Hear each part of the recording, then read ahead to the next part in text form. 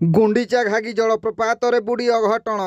ଏହା ପୂର୍ବରୁ ଉକ୍ତ ଜଳପ୍ରପାତରେ ଜଣେ ଯୁବକ ଭାସି ଯାଇଥିବା ବେଳେ ଆଜି ପୁଣି ଆଉ ଏକ ଅଘଟଣ ଘଟିଯାଇଛି। ଦର୍ଶକ ବନ୍ଧୁ, କେନ୍ଦୁଝର ଜିଲ୍ଲା ଘଟଗାଁ ଥାନା ଅନ୍ତର୍ଗତ ଗୁଣ୍ଡିଚା ଘାଗି ଜଳପ୍ରପାତରେ ଆଜି ସକାଳୁ ଜଣେ ଗାଡ଼ି ଚାଳକ ଗାଧୋଇବାକୁ ଯାଇ ନିଖୋଜ ହୋଇଯାଇଛନ୍ତି।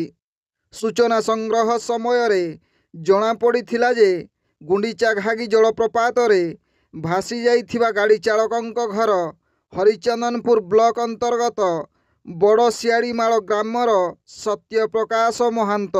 ସତ୍ୟପ୍ରକାଶ ଛୁଟିରେ ଘରକୁ ଆସି ସାଙ୍ଗମାନଙ୍କ ସହିତ ଗୁଣ୍ଡିଚା ଘାଗି ଜଳପ୍ରପାତକୁ ଗାଧୋଇବାକୁ ଯାଇ ଗାଧୋଉଥିବା ସମୟରେ ନିଖୋଜ ହୋଇଯାଇଛନ୍ତି।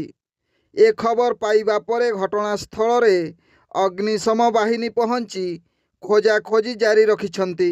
Bureau report, Janajagarana Odia. Video ଗୁଡ଼ିକ ଆପଣମାନଙ୍କୁ ଭଲ ଲାଗୁଥିଲେ ଆମ ଚ୍ୟାନେଲକୁ ସବସ୍କ୍ରାଇବ୍ କରିବା ସହ ଲାଇକ୍ ସେୟାର କରିବାକୁ ଭୁଲନ୍ତୁ ନାହିଁ।